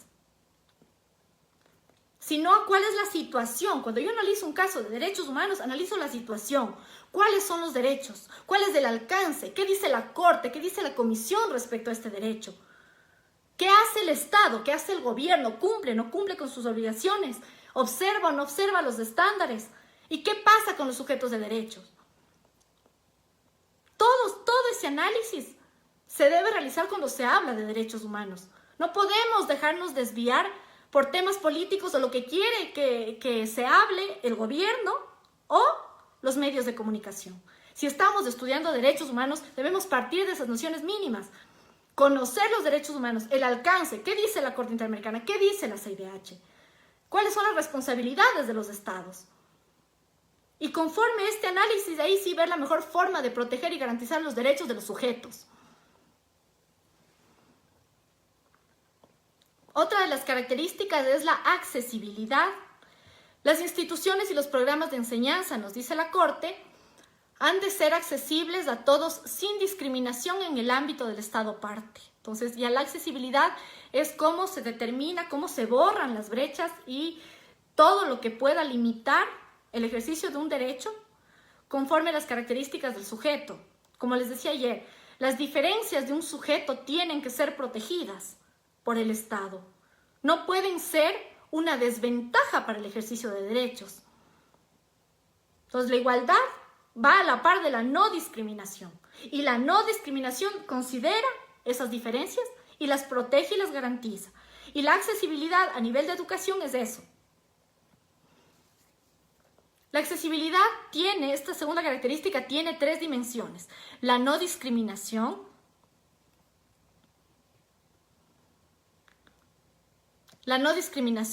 que la educación sea accesible sobre todo a los grupos considerados los más vulnerables, sea por hecho o por derecho, y sobre todo que el acceso sea sin discriminación a todos los sujetos y que por ningún motivo puedan ser limitados al ejercicio. Debe existir también la accesibilidad material, los medios, para que desde su... Permítanme un momento para poder conectar este aparatito. A ver, les voy a mover la pantalla un segundo. Vamos acá. Listo.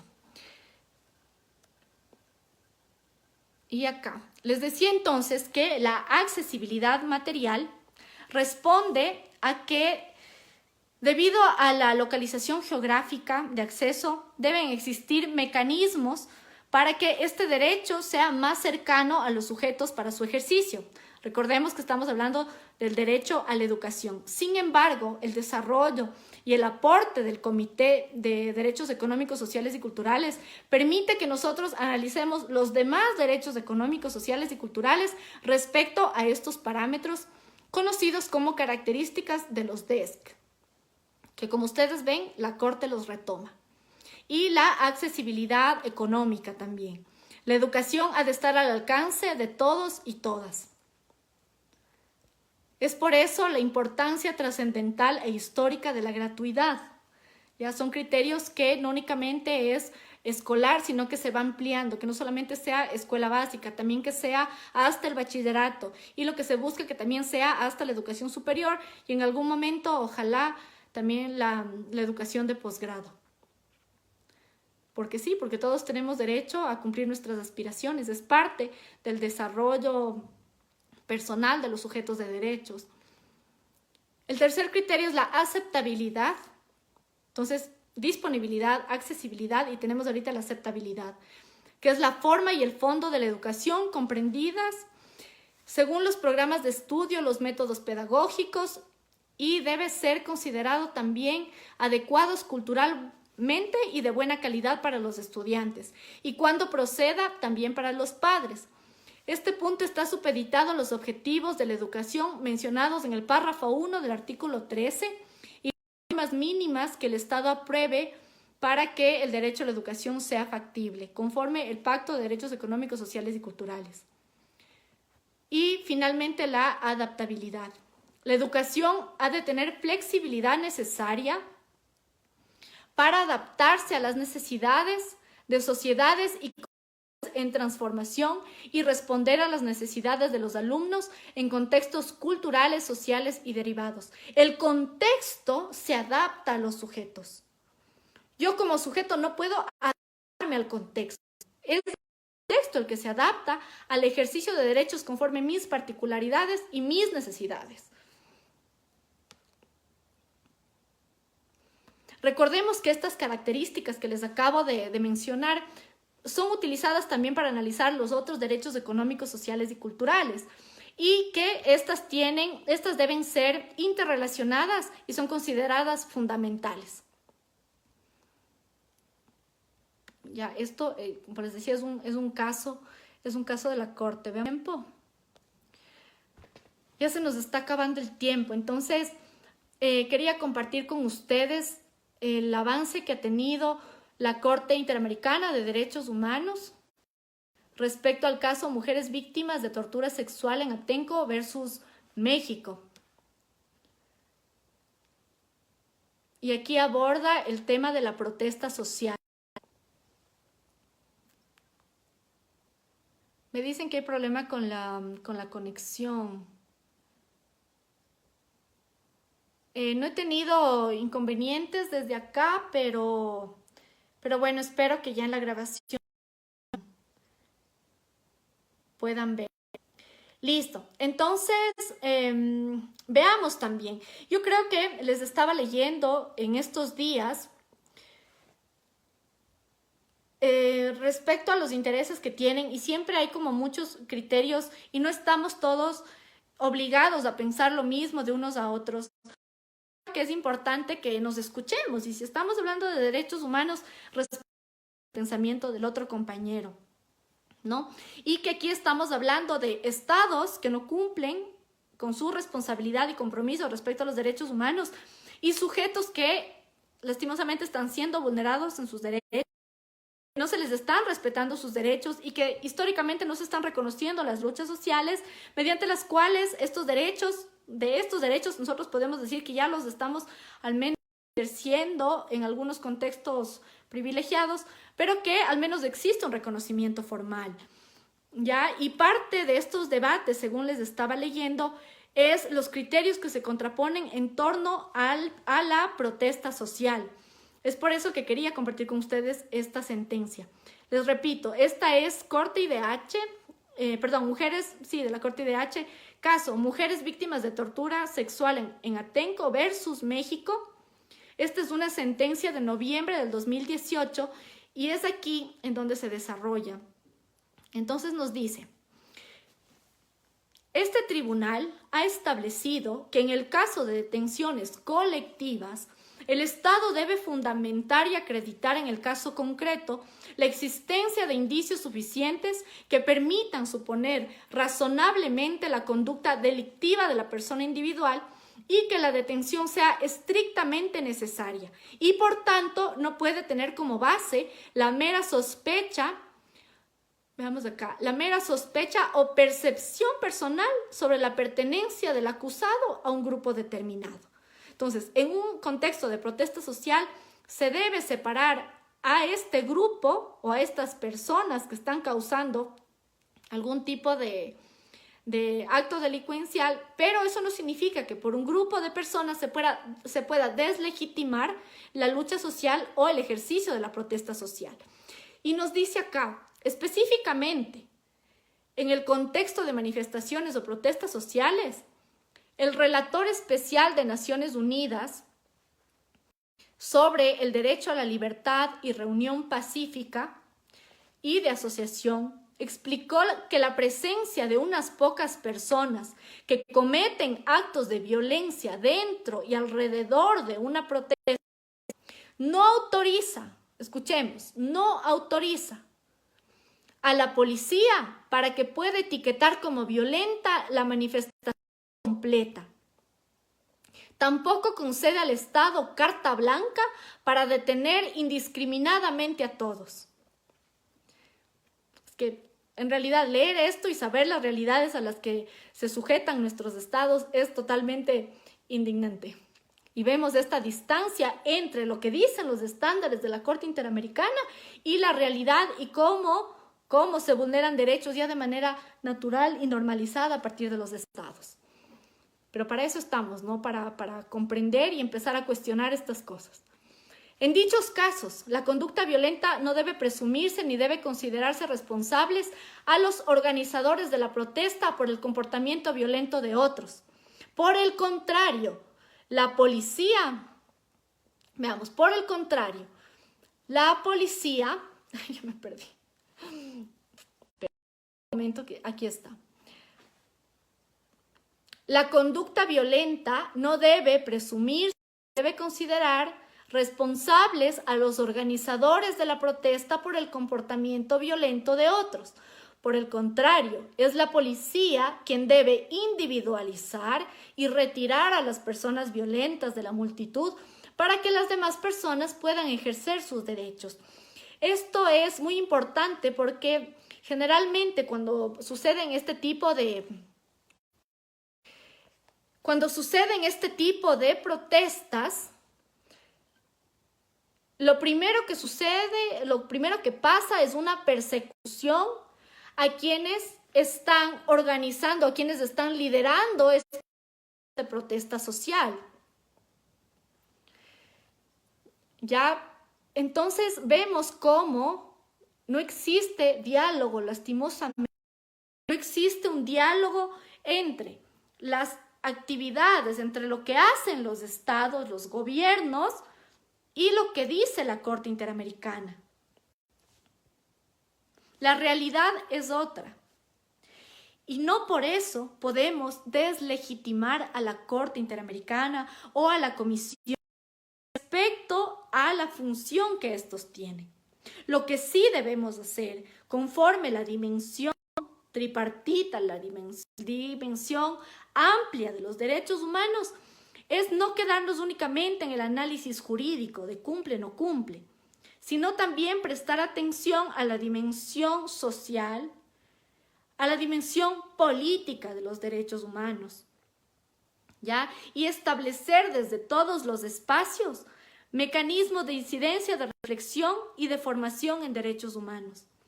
Que aunque seamos abogados y vengamos de unas escuelas, enseñamos de manera muy cuadrada y muy cerrada, sepamos que si hablamos de derechos humanos, siempre hay que considerar que se trata de sujetos de derechos y que siempre va a haber un responsable, que es el Estado a través de sus gobiernos. Ayer leí a un compañero de la clase dentro de los comentarios y él decía, no es responsable el Estado, son funcionarios del Estado. Pues no, es responsable el Estado, porque es el Estado el que asumió mediante la ratificación los compromisos y también reconoció la competencia de los órganos, comisión y corte. Y obviamente es el Estado mediante su institucionalidad y mediante sus agentes estatales, mediante sus servidores públicos, que prenden sistemáticamente violaciones a los derechos humanos y respeto a los derechos humanos. Y es eso lo que hay que cuestionar. Yo recuerdo cuando recién iniciaba el estudio de los derechos humanos, unos profesores maravillosos Y yo decía, pues, pero siempre es el Estado. Sí, o sea, necesariamente tiene que ser el Estado. Y claro, ya después, y aprendiendo más de ellos y leyendo, y entre otras cosas, cuando se habla de derechos humanos, existe un responsable que siempre va a ser el Estado porque no cumple con sus obligaciones estatales, positivas o negativas. Y existe un sujeto de derechos, individual o colectivo, que es titular de los derechos. Entonces, esos dos parámetros son los que debemos siempre tomar en cuenta cuando hablamos de derechos humanos y cuando queremos analizar una situación de derechos humanos. Y los derechos humanos no son únicamente los que están establecidos en este listado de convenciones interamericanas. No, porque esos que están escritos son un piso, son un camino por recorrer. Es el derecho a través, en este caso, de los estándares emitidos, de las reflexiones de la Corte Interamericana, que le permiten dotar de dimensiones integrales a los derechos. Como ven, el derecho a la educación, gracias al Sistema Internacional de Derechos Humanos, que es acogido por el Sistema Interamericano a través de la Corte, dentro de una sentencia, vemos cómo se explica el alcance del derecho a la educación. Vemos cómo se entienden las garantías de los sujetos que quieren ejercer su derecho a la protesta. Y así un sinnúmero de derechos. Me habían pedido el número de caso, pero creo que ya cerré la sentencia. Pero bueno, en la grabación ustedes pueden después retroceder y revisar cuál es la sentencia. Esta es contra México. Y es un grupo de mujeres víctimas de violencia sexual de Ateneo, no recuerdo el nombre, pero es contra México y esto salió en noviembre de 2018. El tema de la persecución política, como nos menciona el compañero Arratia, tiene que ver mucho con este análisis que decía este relator de la libertad de expresión, ¿no? Porque que lo retoma la Corte Interamericana, porque dice, claro, si es que en una protesta existen actos de violencia que es propio de las masas, y esto ya son fenómenos ya de estudios sociológicos y de movimientos sociales. Pero ya todo este fenómeno de violencia que puede darse dentro de las masas es identificar a qué grupo está realizando estos actos y separarlo. Y no por eso deslegitimar la lucha social. Y no por eso perseguir a quienes habían organizado, es decir, generalmente los líderes sindicalistas o líderes de movimientos indígenas, o a mujeres o quien fuere. Entonces, no estigmatizar a estos actores, ni mucho menos deslegitimar la lucha. Entonces, prestar atención a todo lo que menciona la Corte Interamericana y ver cuál es el alcance de todos estos derechos. Y en estos 5 últimos minutos, lastimosamente se nos ha pasado el tiempo. Realmente yo creía que 2 horas no era suficiente, pero digamos que estaba como mucho. Pero bueno, les comparto los nombres de los libros a los que pueden acudir para revisar ya apreciaciones técnico-específicas y doctrinarias de las facultades de la Corte Interamericana. Como les decía, Tara Melish tiene un libro maravilloso con casos y estándares respecto a las consideraciones adicionales al presentar un caso ante la Corte Interamericana. Específicamente, el capítulo 2 y el capítulo 10 me parecen maravillosos para atender a detalle el rol de la Corte Interamericana. El día de mañana hablaremos sobre cómo estos estándares están o no presentes en la política pública. Entonces, como les decía, no pensemos únicamente que los estándares interamericanos son válidos, están en una sentencia. No, los derechos humanos están presentes en las normas, están presentes en las decisiones judiciales, en las decisiones de la Corte Constitucional, en las decisiones de las autoridades, parte del Ejecutivo. Están presentes en las nociones básicas de dignidad que permiten a algunos actores actuar conforme los derechos humanos. Ahí están estas prerrogativas y es por eso que mi propuesta es que analicemos el sistema interamericano y este desarrollo en específico de la Corte y la CIDH, o sea, de la Comisión, cómo se reflejan ya en la política pública. Y eso veremos el día de mañana.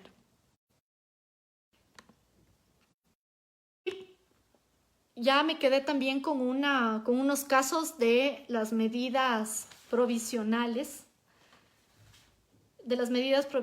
emitidas también por la Corte Interamericana. Pero les invito también a que ingresen a la página de la Corte Interamericana de Derechos Humanos y puedan revisar el caso Urrutia-Labreaus versus Chile. Ahí está colgada la solicitud de medidas provisionales que en este caso le negaron porque no cumplía con los parámetros de situación de gravedad extrema, urgencia y daño irreparable. Entonces, en este caso no le provisionales. Y revisen también el caso de Ruiz Fuentes y otra versus Guatemala. Y en este caso sí se le otorga a este grupo de fiscales sí se les otorga las medidas provisionales porque sí se demuestra la situación de extrema gravedad, urgencia y daño irreparable. ¿Ya? Entonces, les cuento que en vista de que se nos acabó el tiempo, mañana les ofrezco entregarles un listado de los casos que abordan esto. Y ya que hablamos de la protesta social, les invito, compañeras y compañeros, a revisar los trabajos de Roberto Gargarella, de Eugenio Raúl Zaffaroni, y justo hoy tenía un libro de Charles Tilly referente a la violencia colectiva. Hay también la versión traducida. Entonces, con eso ustedes pueden abordar las ideas que yo he podido hoy compartir. Muchas gracias por su atención. Estos temas realmente nos apasionan y es por eso que nos indignan algunas de las decisiones y algunas de las injusticias que estamos viviendo en nuestros estados, que lamentablemente no solamente es de Ecuador. Pero bueno, ahí estamos, es también un reto, parte del estudio de los derechos humanos, que nos vinculemos y discutamos y podamos criticar estas actitudes. Tengan una buena noche, les leeré después y ustedes por su atención. Las acciones son para ustedes que pudiendo hacer cualquier aquí, conectados conmigo, con nosotros, entre todos, compartiendo los conocimientos y la experiencia. Entonces, me despido, muchas gracias. Nos vemos mañana para hablar de políticas públicas, de enfoque de derechos humanos, de enfoque de género, pero de igual manera con casos prácticos. Muchas gracias y un abrazo a todos en el lugar en el que se encuentren.